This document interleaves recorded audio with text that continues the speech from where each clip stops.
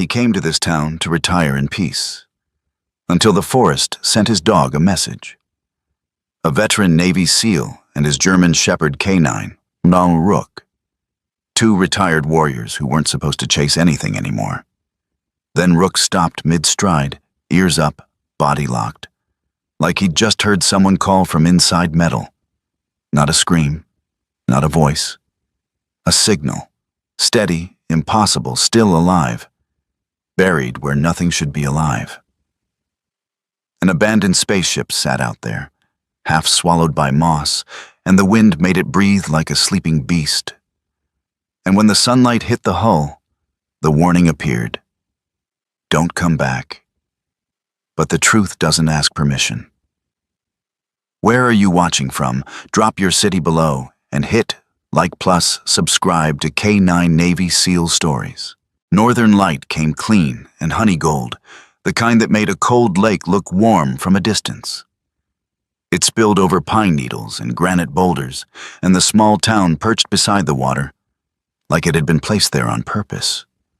One careful hand, one quiet prayer. Cole Mercer drove in without ceremony. He was 43, 6'1", broad-shouldered in that unshowy way that said the strength had been earned and kept, not performed.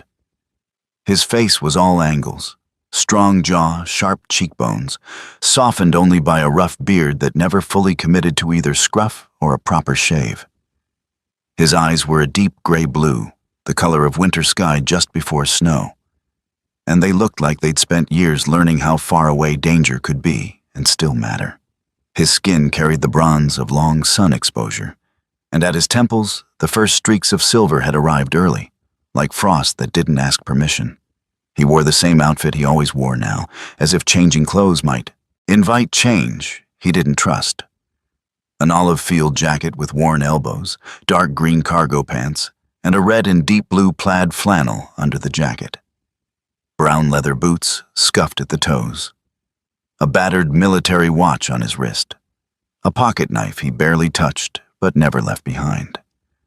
On his back, an Eberly stock half-track pack, heavy enough to feel like a promise. In the passenger seat sat his second shadow. Rook was a German Shepherd, black and tan, short-coated, thick and healthy, built like a machine that had learned gentleness. He wasn't oversized.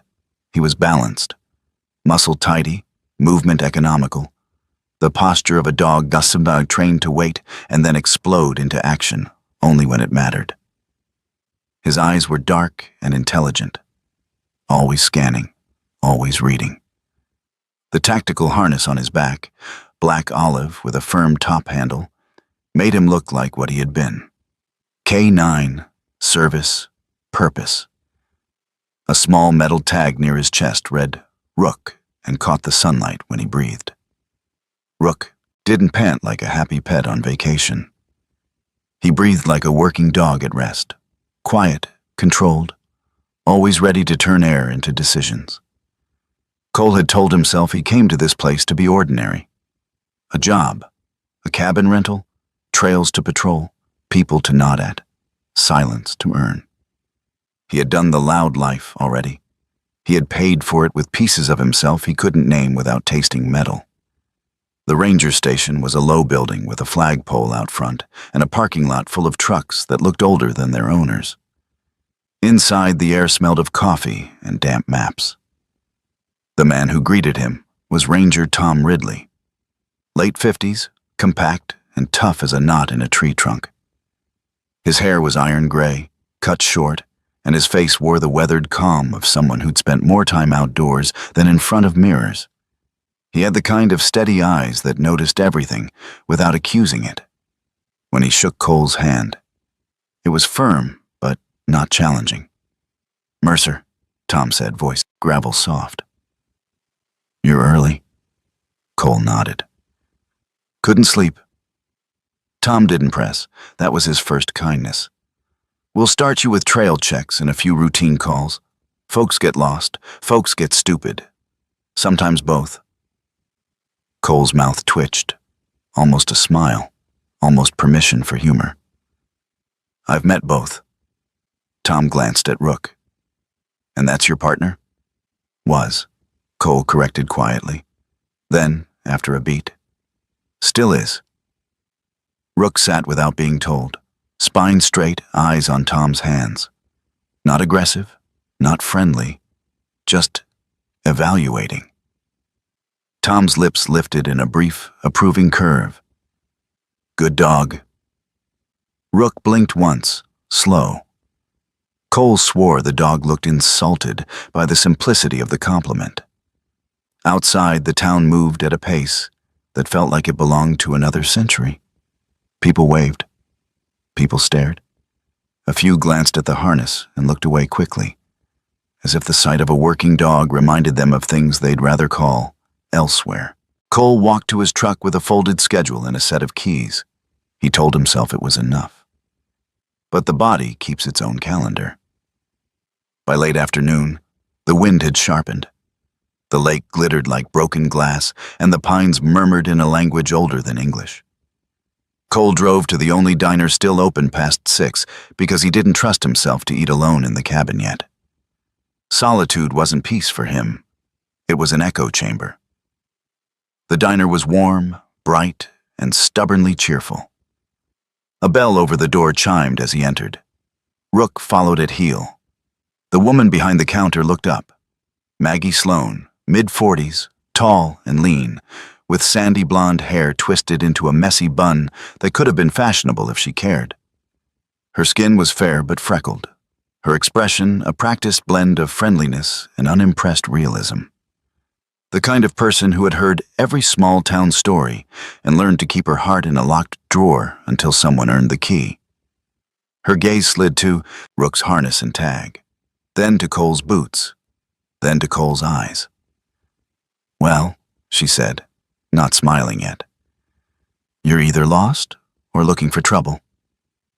Cole took a booth near the window. "Coffee." Maggie set a mug down like a gavel. "And for the officer?" she asked, nodding toward Rook. Rook sat beside the booth, posture perfect.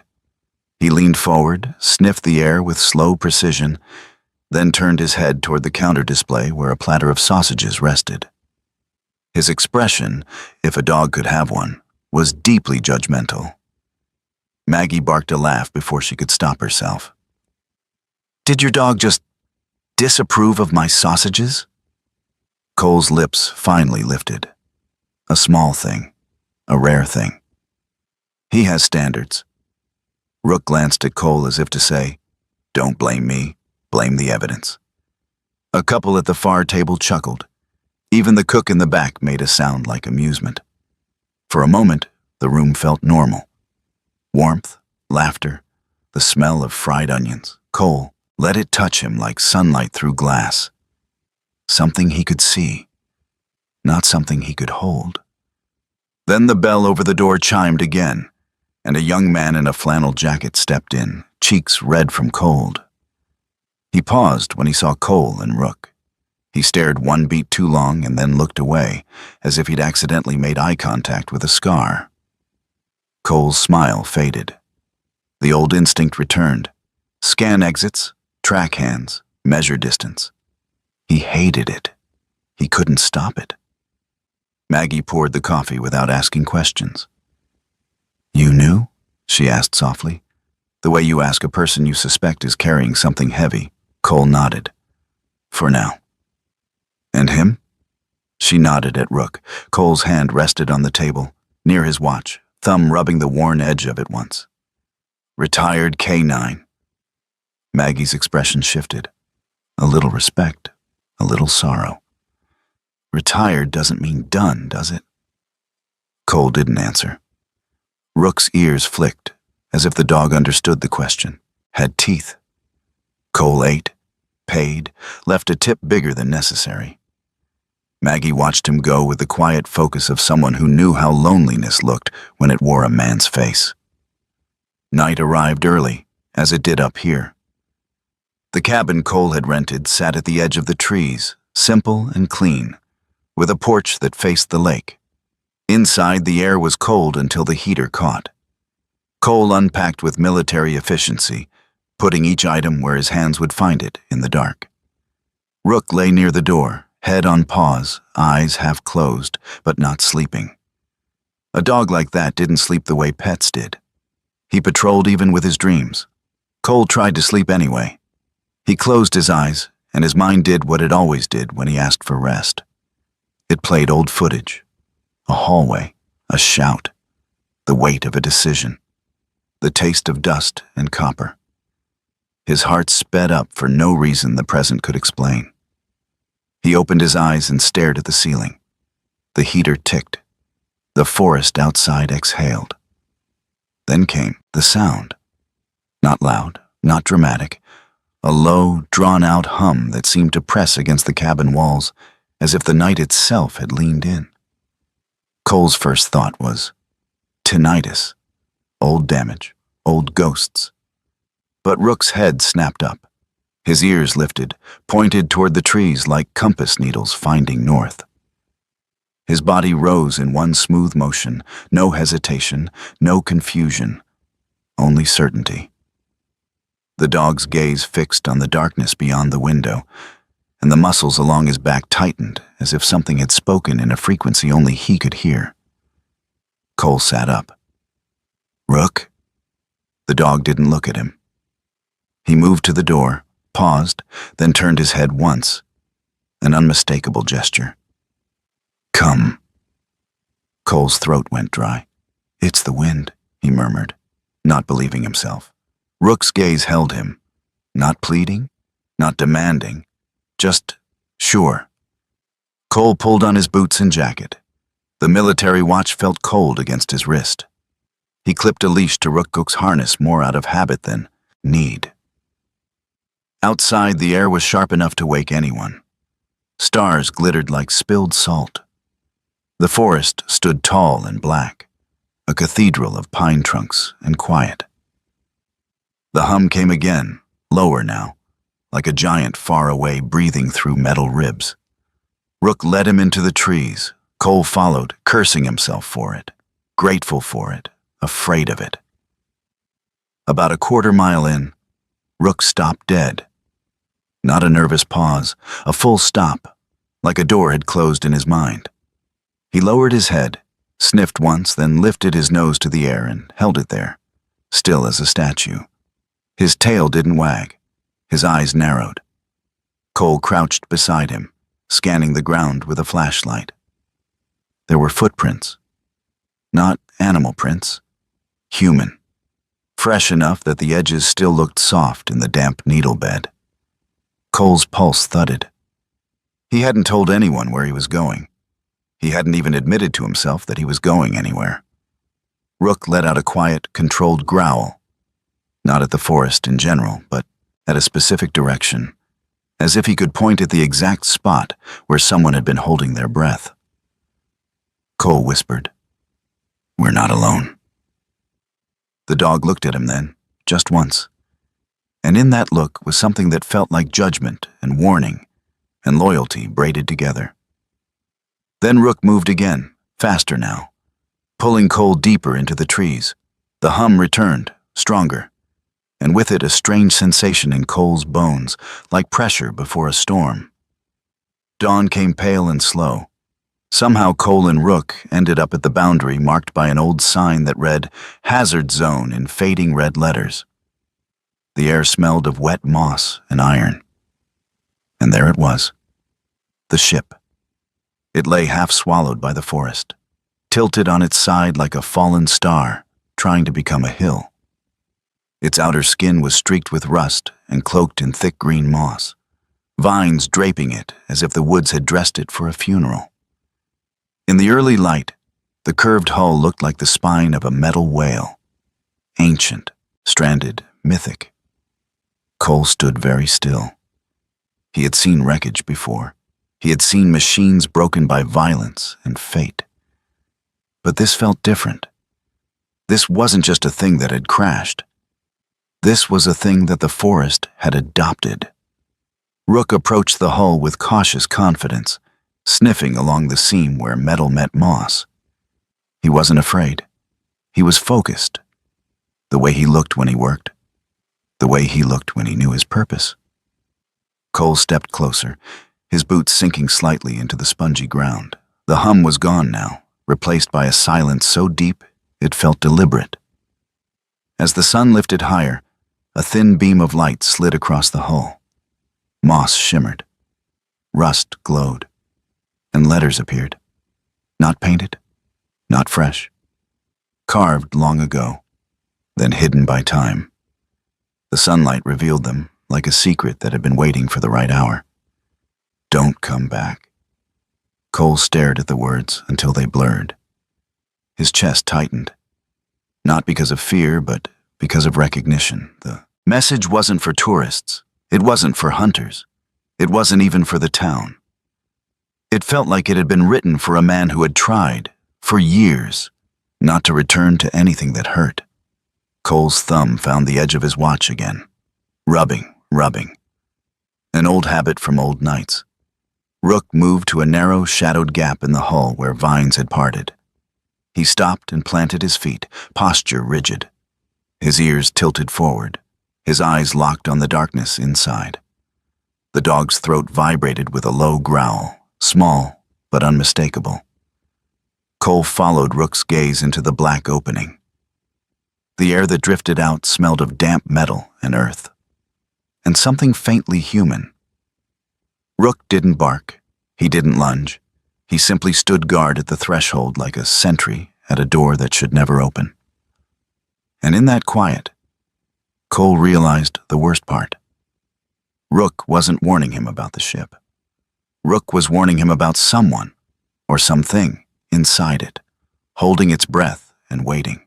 Morning settled over the forest like a held breath finally released.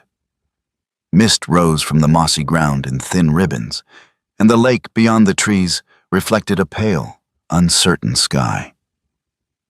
Cole Mercer stood just outside the shadow of the ship, his boots planted wide, shoulders squared, not in aggression, but in habit. The words carved into the hull still echoed in his head, not as sound, but as pressure, like a thought he hadn't chosen. Rook remained at the threshold, body angled slightly forward, ears high. He was no longer growling. Instead, he had entered a quieter mode, focused, professional, the way he used to look when a situation stopped being strange and started being work. Cole exhaled slowly. Okay, he murmured, more to himself than the dog. Let's do this right. They didn't go inside. Not yet.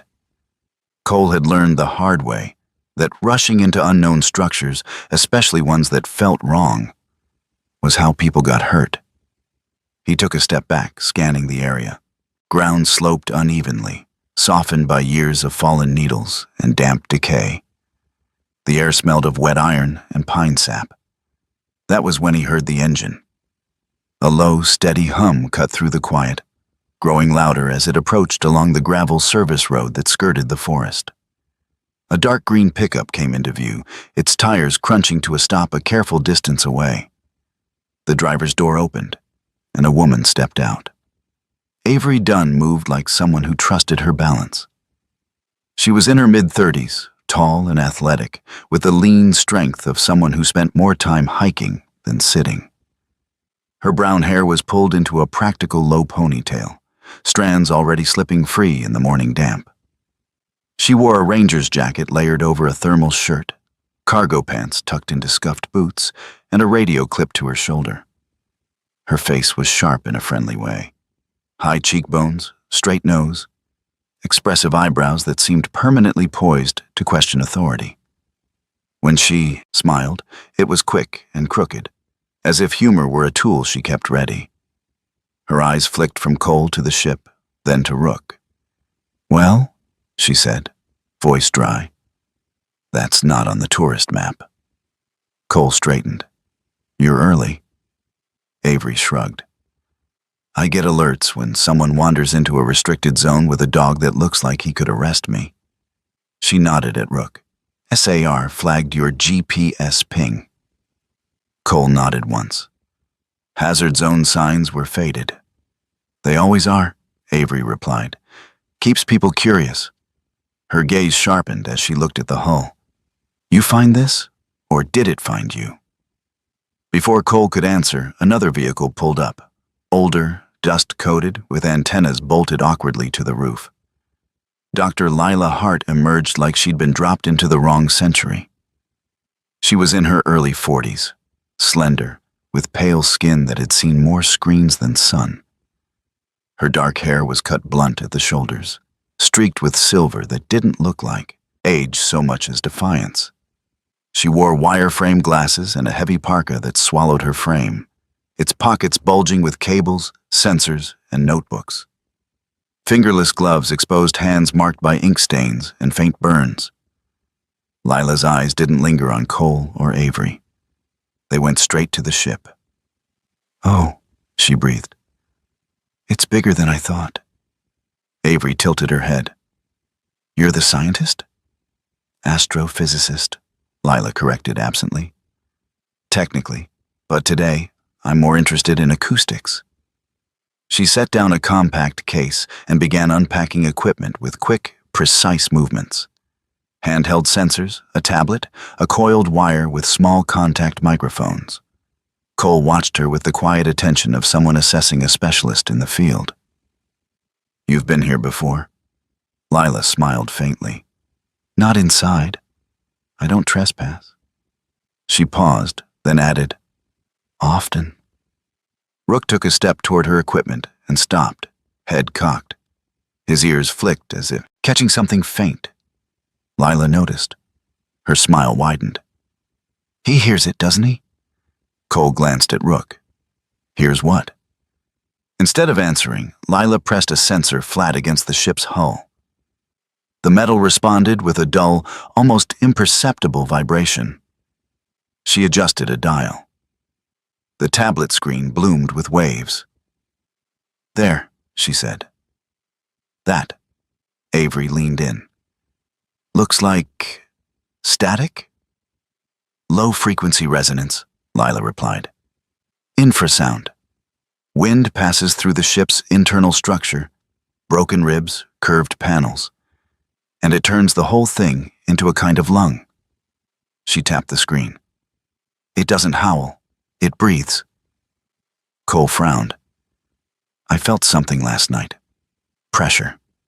Exactly, Lila said.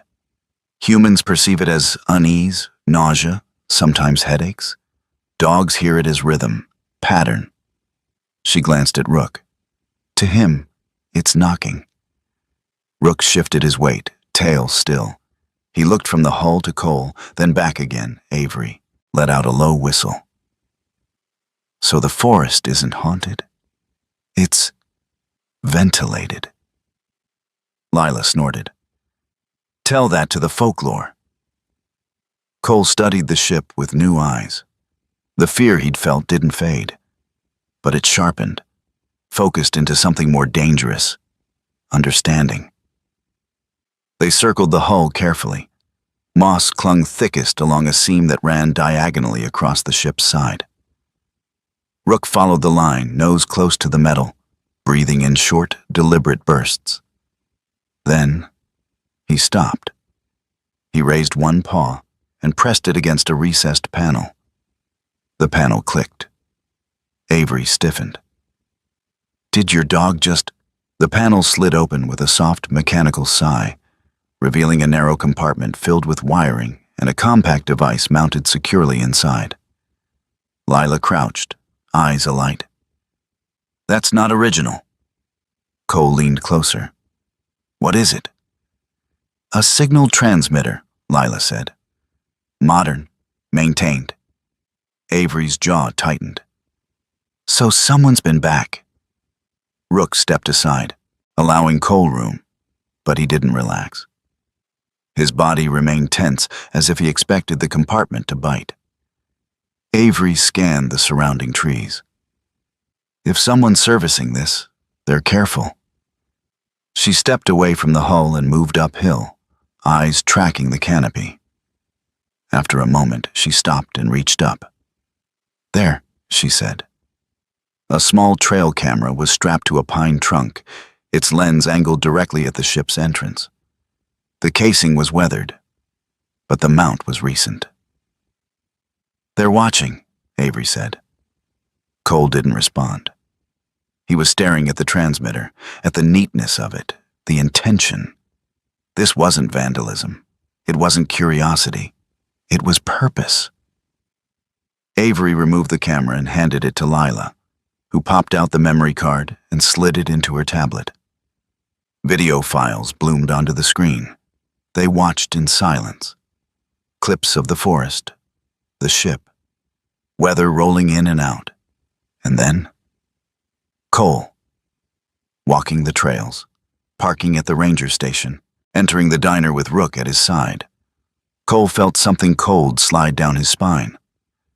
The final clip froze on his face as he stepped out of his truck that very first morning. White text appeared over the image. "Bravo Lock needs you." Cole's breath caught. Avery looked at him sharply. "You know what that means." Cole nodded once. His voice was flat. "It's a designation, not public, not casual." Lila's fingers hovered over the screen. "Military?" "Sort of," Cole said. "Variant, used for compartmentalized operations, clean exits." Avery swallowed. "Clean for who?" Cole didn't answer. As if in response, the transmitter's indicator light flickered. Once, twice. Rook's ears snapped forward. He took a single step back, placing his body between Cole and the open compartment. His gaze fixed on the blinking light, unblinking, resolute. The device emitted a low pulse, not sound, but vibration. Cole felt it in his chest. Like a distant drum, Lila whispered, "It shouldn't be doing that." The light brightened, and then stopped. Silence rushed back in, heavier than before. Avery broke it. "We need to report this." Cole's jaw tightened. "To who?" She hesitated. "Sheriff, federal liaison, someone." Lila closed the compartment carefully. "Whoever set this up will know we were here. The camera's gone." Rook remained vigilant, eyes scanning the trees as if expecting an answer from the forest. Cole straightened, pulling his jacket tighter around himself. The ship no longer felt like a relic. It felt like a message. And messages, he knew, always came with consequences. He looked once more at the words carved into the hull, half hidden now as the sun shifted. "Don't come back." Cole turned away, already knowing he would. The town looked harmless in daylight. Wooden storefronts lined the main street, their windows filled with fishing gear, postcards of the lake, and faded photos of high school teams that had once been champions of something that mattered deeply, briefly. Pickup trucks rolled past at an unhurried pace. People waved because that was what people did here. Not because they wanted to know you, but because they wanted things to stay smooth. Cole Mercer noticed all of it. He noticed how conversations paused when he entered a room, how eyes drifted, then returned, measuring the shape of him, the harness on Rook, the quiet weight he carried. This town didn't fear strangers. It feared disruption. The sheriff's office sat at the corner of Main and Cedar, a squat brick building that looked more like a courthouse that had given up on ambition. Cole stepped inside with Avery at his side. Rook moving in perfect heel, nails clicking softly on the tile. Sheriff Hank Barlow stood behind his desk, arms crossed. Hank was a big man, thick through the chest and neck. His bulk earned more from years behind a desk than from work in the field. His face was ruddy, his jaw square, his hair a thinning gray, cut too short in an effort to appear tougher than time allowed. A mustache sat heavy on his upper lip, hiding expressions he had learned to suppress. His eyes were tired, not cowardly, but worn by decades of responsibility he no longer believed he could set down. He looked at Cole the way a man looks at a storm cloud he hopes will pass. "I heard you went sightseeing," Hank said. Avery leaned against the wall, arms folded. "We investigated a structure inside the hazard zone," Hank's jaw tightened. That area is restricted for a reason. Which reason? Avery asked calmly. The landslide risk? The supposed metal toxicity? Or the paperwork that hasn't been updated in 20 years? Hank slammed a hand onto the desk. Not hard, but loud enough to assert ownership of the room. All of it. Rook sat. Not because he was told to, but because something in Hank's voice had shifted. The dog's ears tilted slightly forward, eyes tracking the sheriff's hands, his breathing controlled. He wasn't threatening. He was prepared. Cole spoke for the first time.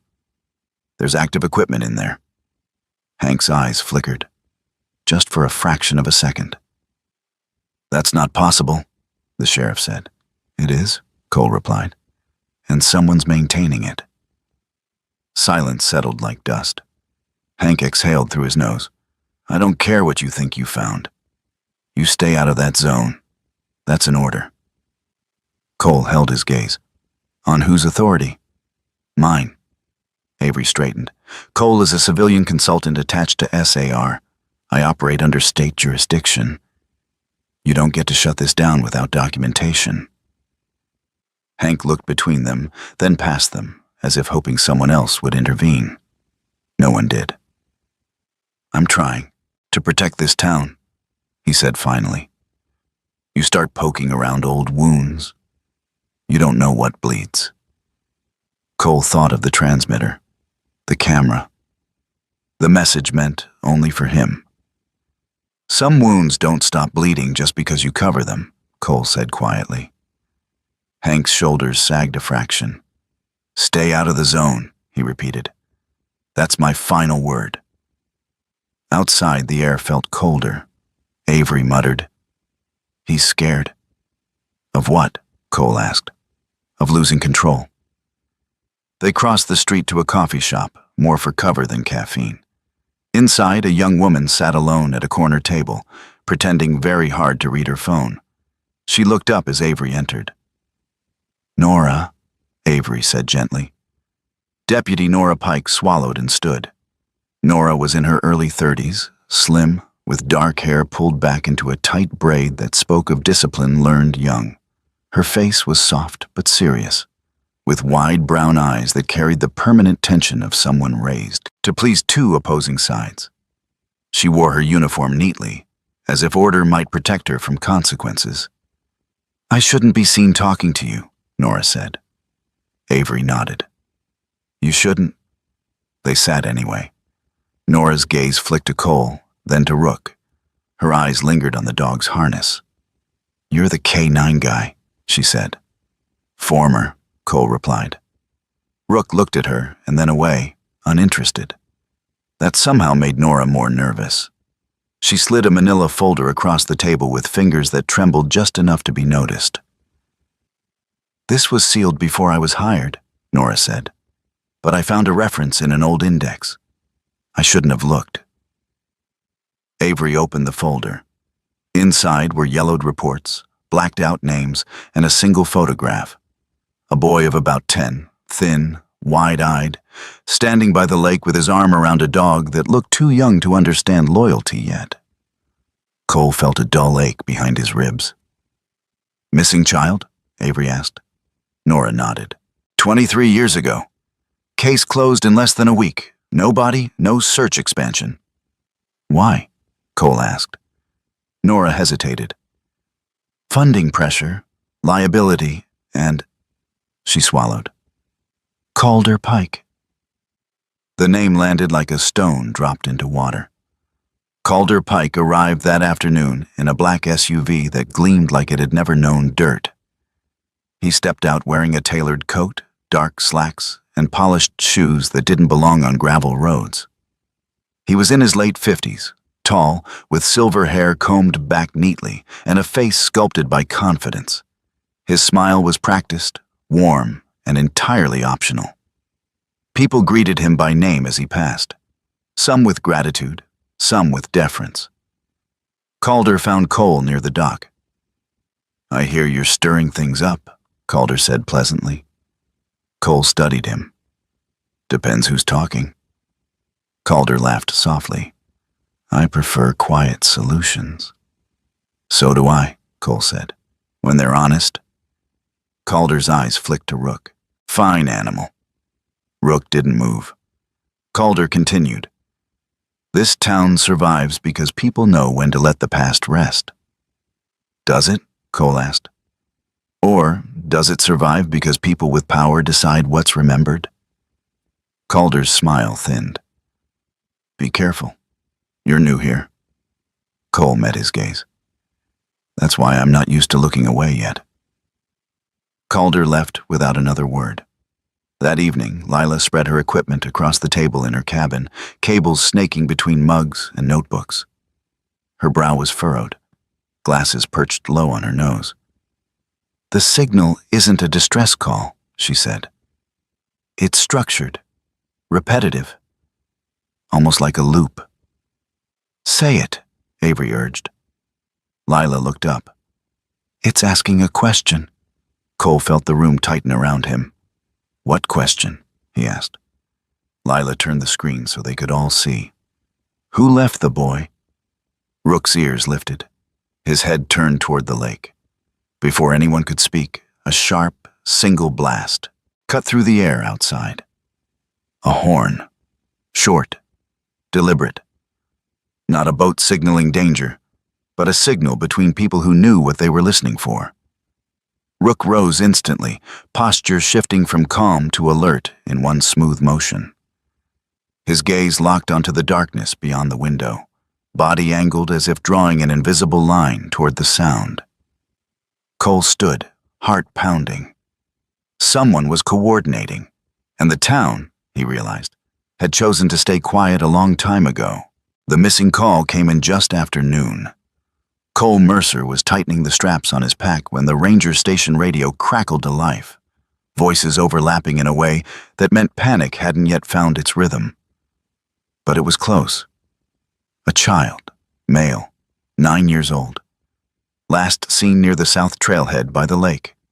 Milo Harper. The name meant nothing to Cole at first. Names often didn't, until they did. Avery Dunn stood near the window, already pulling on her jacket. Her expression had shifted into the clean, focused stillness she wore when the stakes turned human. He was playing with a dog, she said. A little mutt from the campground. Took off after it. Cole's jaw tightened. Children followed animals the way hope followed light, without thinking about distance. Rook rose from his spot by the door before anyone said his name. His posture changed in an instant. Gone was the relaxed watchfulness of a retired K-9. In its place stood the precise geometry of training. Head level, spine straight, eyes alert but calm. He was 8 years old now, no longer young for a working shepherd. But his body still held the memory of every command ever given, every life ever searched for. Cole clipped the leash to Rook's harness, then stopped. No, he said quietly, unclipping it again. Free work. Avery nodded once. She understood. Outside, Sheriff Hank Barlow was already coordinating search teams, his voice sharp, clipped, broadcast ready. He looked at Cole and Rook with something like relief, and something like fear. We follow procedure, Hank said. Grid search. No one enters the hazard zone. Too many risks. Landslide areas, old debris, unknown contaminants. Avery stepped forward. With respect, Sheriff, scent work doesn't follow grids. Hank shook his head. We don't complicate things. Cole met his gaze. We complicate them when we ignore the dog. For a moment, it looked like Hank might argue. Then, a mother's scream cut through the air near the lake, raw and uncontained. Hank swallowed. 30 minutes, he said stiffly. You stay clear of the zone. Cole didn't answer. Rook lowered his nose to the ground at the trailhead, breathing in shallow bursts.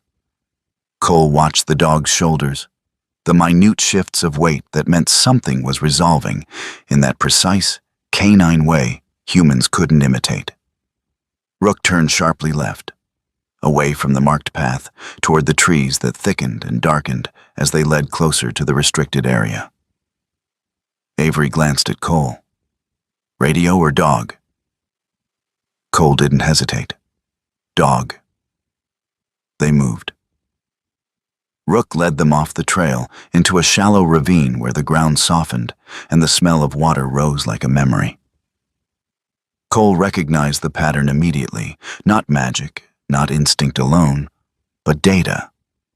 Fabric fibers from a jacket, damp earth from a child's boots, the faint metallic tang carried on air currents drifting down from the ship's direction. The dog's tail stiffened, not wagging, not tucked, just aligned. "He's got a track," Avery said, breath quickening as she followed. They moved fast but controlled. Cole kept his eyes wide, reading branches snapped low, the scuff of small shoes in mud. The trail bent toward the creek that fed into the lake, water moving slow and brown over stones slick with algae. Then it happened. Rook stopped. Not the purposeful halt of confirmation, but hesitation, a fraction too long. He lifted his head, sniffed the air, then swung it back toward the water. His ears twitched, uncertain. Cole's heart stuttered. 20 seconds. That was all it took for a search to go wrong. Someone had tampered with the trail. A sharp, unfamiliar scent hung low near the creek. Pungent, biting, wrong. Not natural rot or animal musk. Something placed deliberately to fracture the signal, to confuse a mound trained to trust patterns. Rook stepped left, then right. His breathing quickened. Cole dropped to one knee beside him. "Easy," he murmured, voice steady, anchoring. "Think it through." Rook shook his head once, a quick, irritated motion, and lowered his nose again, forcing himself back into the work. He took 3 steps upstream, then froze. Cole's chest tightened. Rook lifted his head, eyes narrowing, then did something unexpected. He turned away from the creek entirely and moved uphill, back toward the smell of iron and damp moss that Cole had begun to associate with the ship. "There," Avery whispered. "He's correcting." The dog wasn't following the strongest scent anymore. He was following the most honest one. 20 seconds lost. 20 seconds found. They broke into a jog, then a run. As they crested the rise, Rook suddenly slowed. Not from confusion, but calculation. He stopped beside a young birch, lifted his head, and stared into the woods ahead. Cole followed his gaze. A small red jacket lay snagged on a low branch, fluttering faintly in the breeze. Clean, too deliberate. Rook didn't bark. He didn't approach. He stood perfectly still, ears forward, eyes sharp. Not at the jacket, but beyond it. Cole's stomach dropped. "This isn't where he fell," Cole said softly. "This is where someone wanted us to stop." Rook took 1 step past the jacket, dismissing it completely, and pressed on. Trust restored. They found Milo near the outer rim of the hazard zone, sitting on a rock with his knees drawn to his chest, hands scraped raw. His face was pale beneath freckles, his brown hair matted with sweat and leaves. Tears had dried into faint white tracks on his cheeks. He looked up when he heard them, eyes widening. "I didn't mean to," he said quickly, voice cracking. "I just wanted to see where the dog went." Avery crouched, her tone gentle. "You didn't do anything wrong." Rook approached slowly, lowering himself to Milo's level. The boy reached out without being told and buried his fingers into the thick fur at Rook's neck. The dog held still, grounding. Cole scanned the area. They were closer to the ship than he liked, close enough to feel the air grow heavier, cooler, close enough that the hum was almost a vibration beneath his boots. Milo looked up at him. "Mister?" "Yeah," Cole said. There's something in the metal, Milo whispered. It makes noise when the wind blows, like someone tapping from inside. Cole's gaze flicked to the trees. Did you see anyone? Avery asked. Milo shook his head. No, but I heard footsteps, and then the noise stopped, like it didn't want me to hear it anymore. Avery and Cole exchanged a look. As Cole knelt to help Milo stand, his eyes caught something glinting in the dirt near the boy's shoe. A sliver of metal, clean edges, deliberate shape. He picked it up carefully. Etched into its surface were 2 words: Bravo Lock. Cole's breath left him. Where did you get this? He asked. Milo shrugged. It was just there, by the rock. Cole opened his mouth to speak. Some explanation, some lie, gentle enough for a child. And then, click. A sharp, mechanical sound echoed faintly from deeper within the trees, metallic and final, like a latch engaging. Rook stiffened instantly, head snapping toward the sound, a low growl vibrating in his chest. Cole's words died unfinished. Whatever had been set in motion wasn't done with them yet. The fair arrived like a decision the town had made together, without voting on it. Strings of lights were hung across Main Street, their soft yellow glow warming the wooden facades and the faces beneath them. Pumpkins lined the sidewalks, carved, painted, stacked into towers that leaned just enough to look playful. Music drifted from a small stage near the lake, fiddles and guitars coaxing cheer from the cooling air. Someone had decided that if fear was going to linger, it would have to stand quietly at the edges. Cole Mercer stood at the fringe of it all, hands in the pockets of his olive field jacket, watching people practice being normal. Children ran with sticky fingers and flushed cheeks. Couples shared apple cider like a secret. Laughter rose and fell, easy and bright, and for a moment it almost convinced him. Rook moved beside him, steady and composed, tactical harness snug against his black and tan coat. Someone had looped a ring of red and gold maple leaves over the dog's shoulders, an offering, not a command, and Rook had accepted it with the solemn dignity of a knight receiving ceremonial armor. A group of kids noticed and burst into laughter. "Look at him," one of them gasped. "He looks like a statue." Rook stood perfectly still, ears alert, eyes calm, as if he were guarding something far more important than a festival. His expression was unreadable, except perhaps for a faint look of patience, the kind a seasoned professional gives amateurs. Cole felt the corner of his mouth lift. It surprised him. The laugh didn't last long. It never did. It faded into a quiet ache, the kind that came when joy brushed past something bruised and kept going. He looked down at Rook, who flicked his eyes up briefly, as if checking on him. "You're enjoying this," Cole murmured.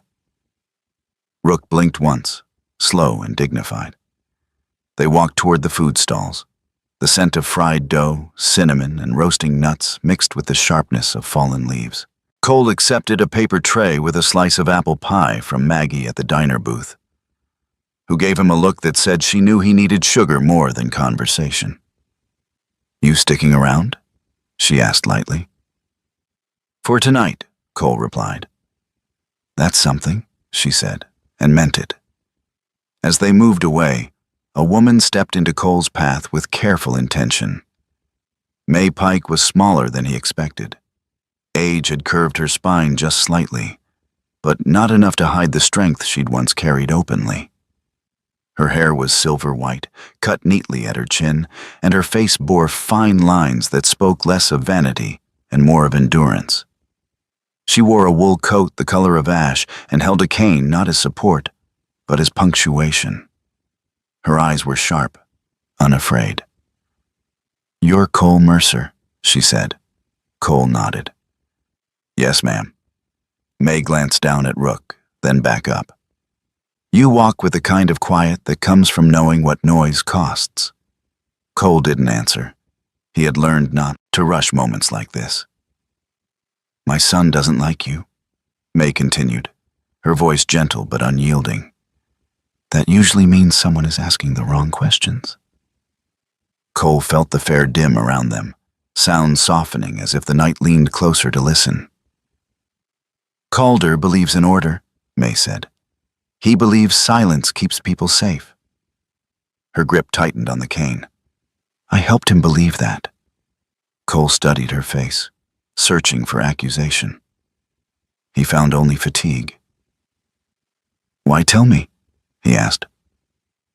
May looked toward the lake, where lights reflected in long, trembling lines. "Because silence is a habit, and habits become sins when they last too long." She reached into her coat pocket and pulled out a folded handkerchief. Inside was a small brass button, worn smooth at the edges. "It belonged to a boy once," she said.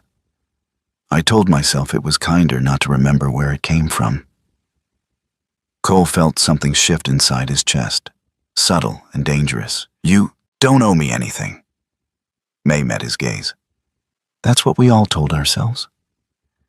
She nodded once to Rook, respect, not affection, and stepped back into the crowd. Cole stood there long after she was gone, the fair moving around him like a river around stone. Night came fully, and with it, the cold sharpened. The fair wound down slowly, music thinning, laughter drifting into quieter conversations. Cole walked Rook back toward the edge of town, his thoughts tangled in May's words, in the weight of things said too late. His phone vibrated. Lila's name flashed on the screen. "Cole," she said, voice low. "I'm picking something up on thermal, near the ship." "How many?" Cole asked. "Hard to say. One figure, moving like they don't want to be seen." Avery's voice cut in on speaker, clipped and alert. "We're heading your way." Cole didn't look at Rook when he answered. He didn't need to. They moved. The forest at night was a different place.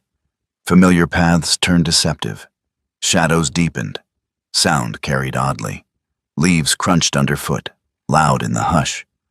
Cole kept his pace measured, senses open. As they approached the hazard zone perimeter, Rook slowed, posture changing. The festive leaves still rested on his harness, absurd and out of place against the tension coiling through him. Cole knelt and removed them gently. "Work time," he whispered. Rook was already ahead of him. They reached the ship from the leeward side, where the wind died and the air felt thick. Lila crouched behind a fallen log, tablet glowing faintly in her hands. Avery knelt beside her, one hand resting near her radio, the other steadying herself against the damp earth. "There," Lila whispered, pointing. A silhouette moved near the hull, slow, deliberate, aware of blind spots. Whoever it was knew the terrain. Cole gestured for Avery to hold back. He moved forward with Rook at his side, steps silent. Inside the ship's outer chamber, something changed. The air felt colder. Still. A photograph lay propped against a rusted beam, illuminated by a small, concealed light. Cole froze. It was him. Taken on his first day in town, stepping out of his truck. The angle was precise, intimate. Not a threat, an invitation. Rook circled once, nose low, then stopped abruptly. He lifted his head, ears swiveling, not toward the photo, but toward the darkness beyond it. Then came the sound. Not the hum. A voice, crackling through an old speaker, distorted but unmistakable. A man's voice, steady and familiar, stripped of warmth by age and interference. "Maintain position. Do not engage. We leave no trace." Cole's breath left him in a rush. The words had been burned into him years ago, delivered in a briefing room half a world away. The cadence, the authority, his former commanding officer. dead, according to the file. Avery stepped up behind him, eyes flicking between the photo and Cole's rigid posture. "That voice," she said quietly. "You recognize it?" Cole didn't turn. His jaw clenched, muscles tightening as if bracing for impact that had already come. "Yes," he said. Avery searched his face, reading the silence that followed like a confession written in invisible ink. "Were you part of this?" she asked softly. Cole closed his eyes. He didn't answer. And in that moment, the quiet between them was louder than the fair had ever been. The fire began as a rumor, a thin gray thread rising above the tree line, easy to dismiss if you wanted the day to stay ordinary. But rumors grew teeth when the wind shifted, and by late afternoon the sky over the lake had dimmed into a bruised orange. Ash drifted down like tired snow. Cole Mercer smelled it before he saw it. Smoke had a language. This one spoke of dry brush, resin-heavy pine, and heat that moved faster uphill than people ever expected. He stood on the porch of the ranger station, eyes narrowed, jaw set. Rook already pacing at his side. The radio crackled. "Small wildfire reported east of the hazard zone. Wind changing, visibility dropping." Avery Dunn stepped out beside him, pulling her jacket tight. Her face was sharp with calculation, the humor stripped away. "If the wind keeps pushing like that, it'll funnel straight toward the ship." Cole didn't answer. He was already looking past the smoke, past the fire lines, toward the place everyone had agreed not to go. Another voice cut in over the radio, higher, panicked. "Group of teenagers missing. Last seen hiking near the restricted perimeter." Cole closed his eyes for half a second. Rook stopped pacing. He stood still, ears forward, body taut, not anxious, not excited, ready. Sheriff Hank Barlow's truck skidded into the lot moments later. He climbed out, face flushed, uniform already streaked with ash. His voice carried authority sharpened by fear. "No one enters the hazard zone," Hank barked. "I want all units staged here. Fire crews are on the way." Avery stepped forward. "They're near the ship." Hank's mouth tightened. "That area is unstable. Metal debris, sinkholes, unknown contaminants. If someone dies in there, we lose the town," Avery finished for him. "I know." Hank's eyes flicked to Cole, then to Rook. "This isn't your call." Cole spoke quietly. "There are kids out there." Hank snapped, "And there will be funerals if this turns into a rescue fantasy."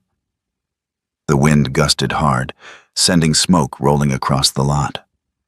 Somewhere in the distance, a tree cracked like a gunshot.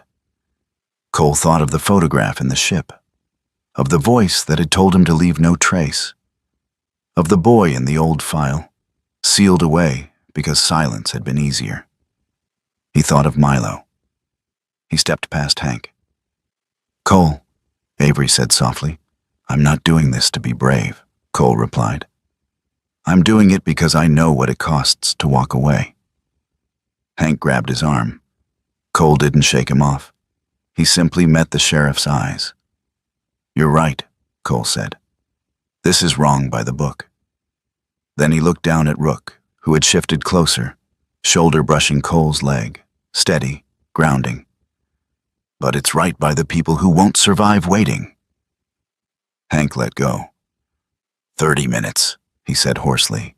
"That's all you get." Cole nodded once and ran. The forest had changed. Smoke hung low, turning, sunlight into a dull copper haze.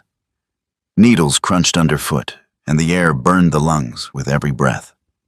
Rook moved ahead of Cole, confident and precise, weaving through thickening brush with practiced efficiency.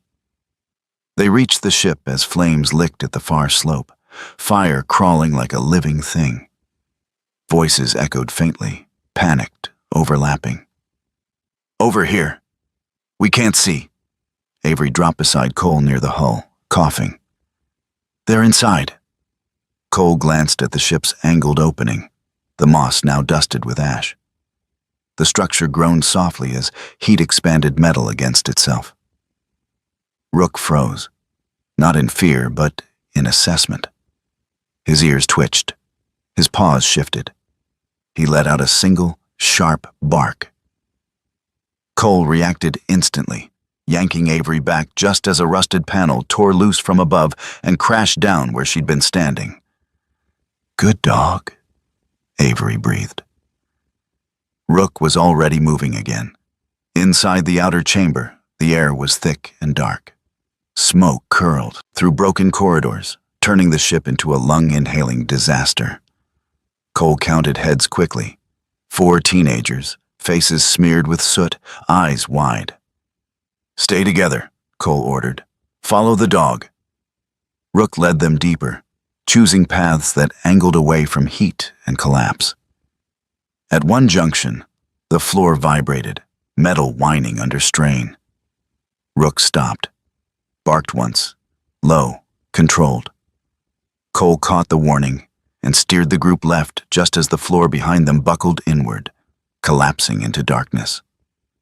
They found temporary shelter in a smaller compartment, sealed enough to keep the worst of the smoke out.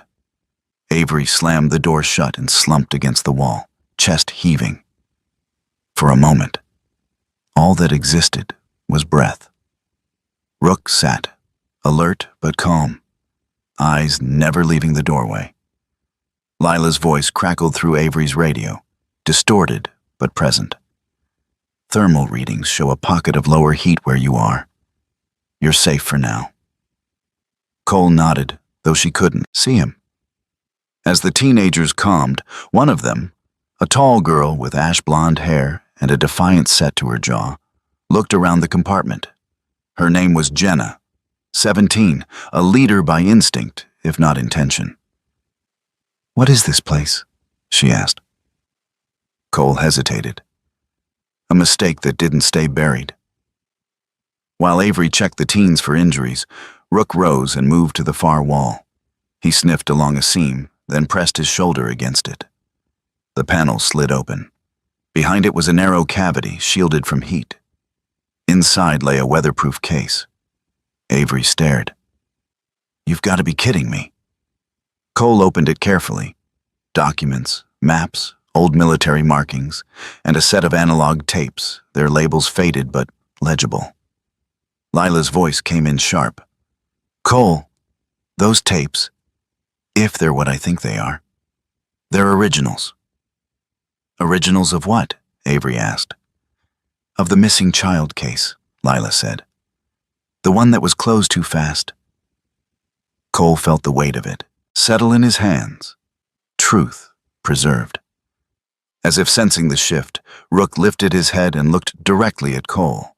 Not alert, not tense, but intent. The dog stepped closer and placed one paw on Cole's knee, grounding him in the moment. Outside the compartment, something moved. Footsteps. Deliberate and human, retreating into the smoke. Whoever had hidden the truth here had been close enough to watch them almost die retrieving it. The fire crews arrived 20 minutes later, carving a path through smoke and flame. The teenagers were led out, shaken but alive, wrapped in blankets and gratitude. Milo stood among them, clutching his jacket, eyes fixed on Cole. Cole knelt in front of him. "You okay?" Milo nodded. "I was scared." "So was I," Cole admitted. As Milo was ushered away, Avery pulled Cole aside, lowering her voice. Her face was streaked with ash, eyes fierce. "You know what this means," she said, nodding toward the case. "You could end Calder. The sheriff, too. Tonight." Cole watched the town lights flicker through the smoke beyond the trees.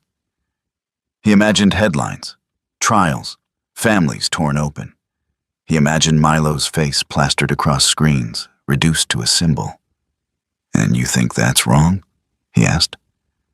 "I think it's complicated," Avery said. "If you dump this now, the town will tear itself apart, and whoever's still pulling strings will disappear. Or worse, pick a new target. Cole looked at Rook, who sat nearby, soot darkening his fur, eyes steady. He turned back to Avery. "And if I wait?" Avery swallowed. "You protect the boy. You control the truth. For now." Cole's jaw clenched. He looked once more at Milo, small and wrapped in a blanket too big for him. "If I release this," Cole said quietly, "that kid will carry the fallout." He paused.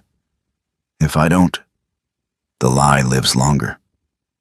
Rook shifted closer, pressing his side against Cole's leg, solid and present. Cole's voice broke the silence, unfinished and heavy. "If I make this public, the boy will—" The sentence ended there. The night the truth began to move, the sky did something rare. A curtain of pale green light unfurled over the northern horizon, slow and deliberate, like a thought taking its time to become spoken. The aurora shimmered above the lake, its reflection trembling across dark water. People stepped out of their houses and stood on porches in borrowed silence. United by wonder, they didn't have to explain. Cole Mercer watched it from the edge of the trees, the cold biting through his jacket. Rook pressed against his leg like an anchor. The fire scars still smoldered faintly in the distance, and the smell of ash lingered, reminding him that beauty didn't erase consequence, it simply arrived anyway. Behind him, boots crunched softly. Deputy Nora Pike stopped a careful distance away, her posture rigid with decision. She looked smaller without the badge's authority to hide behind. Her dark hair braided tight as always, eyes ringed with sleepless resolve. In her hands was a slim folder, edges worn from being opened and closed too many times without permission. "I can't pretend anymore," she said. Cole didn't turn. "You don't have to explain." Nora exhaled, shoulders lowering just enough to show how long she'd been holding herself together. "I grew up believing order mattered more than truth. That if the town stayed standing, the cost was worth it." She swallowed. "But I've seen the files. I know who leaned on whom. I know how fast the case was buried." She held out the folder. "These are internal memos. Budget pressure, liability threats, names that shouldn't be connected, but are." Cole took the folder, feeling the weight of it. Paper and consequence. "You'll lose your badge," he said. Nora nodded. "Maybe, but I'll keep my name." She glanced down at Rook, who studied her quietly, then looked away as if satisfied. Nora's mouth curved into a fragile smile. "Your dog doesn't judge," she said. "He does," Cole replied. "He just doesn't lie about it." Nora laughed once, short and breathless, then stepped back into the darkness, leaving the choice with him. May Pike waited at the old boathouse, leaning on her cane, the aurora painting her silver hair with borrowed color. She looked tired, but unburdened in a way Cole hadn't seen before, like someone who had finally set something heavy down. Calder Pike arrived last. He moved with the same controlled confidence, coat immaculate, face composed. But there was tension in the way his jaw worked, the way his eyes kept flicking toward the lights in the sky, as if expecting judgment to descend from them. "Mother," Calder said evenly. May didn't rise. "Son?" Cole stayed back, an observer to a reckoning he didn't own. May's voice was calm. "I told myself silence was kindness. I told myself we were protecting people." Her fingers tightened on the cane. What we protected was comfort. And comfort rots when it's fed lies. Calder's smile faltered. "You don't understand the pressures." "I understand fear," May interrupted. "I lived with it. And I taught it to you." She reached into her coat and placed the brass button on the table between them. "This is what silence looks like after 23 years. Calder stared at it. For the first time, his certainty cracked. Not shattered, cracked. You would destroy the town, he said quietly. May met his eyes. No, I would let it heal. Calder looked to Cole, something like accusation in his gaze. And you? You think confession absolves you? Cole stepped forward then, the aurora reflecting in his eyes. No, he said. I think confession stops the bleeding. Calder said nothing more. He didn't need to. The silence had finally turned against him. Later, deeper in the woods, Rook stopped. The aurora pulsed faintly overhead, its glow filtering through branches like a benediction. Rook lowered his head, sniffed, then changed direction sharply, pulling Cole off the path toward a stand of young pines. This isn't on the map, Cole murmured. Rook didn't care about maps. He led Cole to a shallow rise where the ground dipped unnaturally, moss disturbed in a way time hadn't earned. Rook circled once, then began to dig. Not frantically, but with purpose, each motion economical. Cole knelt and helped, hands cold, breath fogging. They uncovered a small, sealed container, weathered, but intact. Inside were copies of the truth. Photographs, handwritten notes, a child's drawing folded until the paper softened. The missing pieces, hidden not to preserve them, but to keep them from speaking. Cole closed his eyes. I'm sorry, he whispered, to the boy he'd never met, to the man he used to be. Rook pressed his shoulder into Cole's chest, steadying him. This wasn't command. It was ceremony. They returned the container to the earth, this time marked, this time remembered. As Cole stood, something tugged at his attention. Not fear, not sound, but alignment. Rook lifted his head and stared toward the lake, ears angled just so. Cole followed his gaze. The aurora shifted, a brighter band forming, and for a heartbeat, the compass in Cole's hand, one he'd carried since deployment, twitched. Not wildly, purposefully. At Lila's cabin, equipment hummed softly, screens glowing with data that refused to stay quiet. Lila Hart stood barefoot on the wooden floor, hair loose, glasses abandoned somewhere behind her. She looked exhilarated and afraid in equal measure, the face of someone staring at a pattern too elegant to ignore. It's not just the ship, she said when Cole entered. The magnetic anomalies, the infrasound signatures, they align along a corridor. She pulled up a map. Points flickered to life. Not dozens, not hundreds. Enough. Avery leaned over her shoulder, soot still faint on her jacket. You're saying this was planned? I'm saying it's a system, Lila replied. Test sites, monitoring nodes, whatever they were doing, it wasn't singular. Cole felt the old instincts stir, not panic, but readiness. A small device on the table chirped. The transmitter. Lights blinked in a sequence that no one had activated. Coordinates appeared on the screen, steady and unmistakable. Lila's voice dropped to a whisper. It's responding. Avery looked at Cole. To what? Before he could answer, Rook padded over and sat, gaze fixed on the display. He tilted his head once, listening. Lila swallowed. It's not just one, she said. It never was.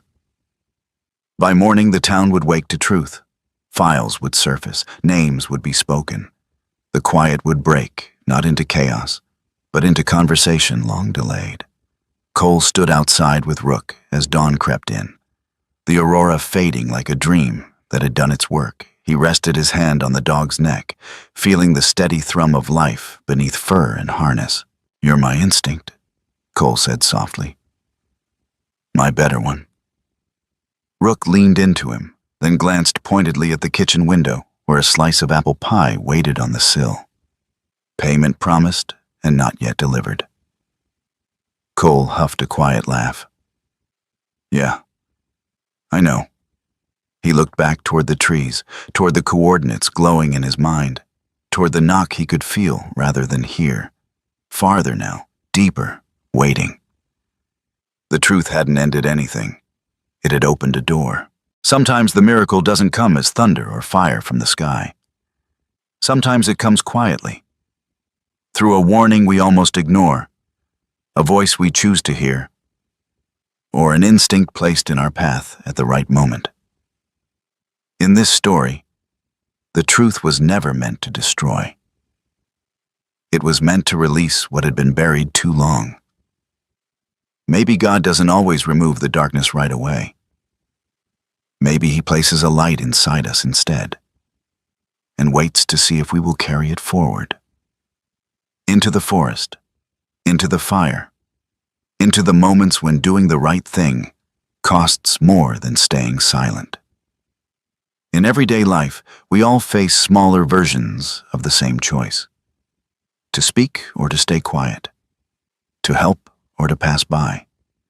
To trust that doing good still matters, even when no one is watching. If this story touched something in you, take a moment to reflect on where you are being called to act with courage today. And if you believe stories like this matter, please share this video with someone who might need it. Leave a comment below and tell us what this story meant to you. Subscribe to the channel so we can continue telling stories of loyalty, faith, and the unseen bonds between humans and animals. May God bless you, protect you, and guide your steps. May He give you peace where you are tired, courage where you are afraid, and light where the path feels unclear. Thank you for walking this story with us.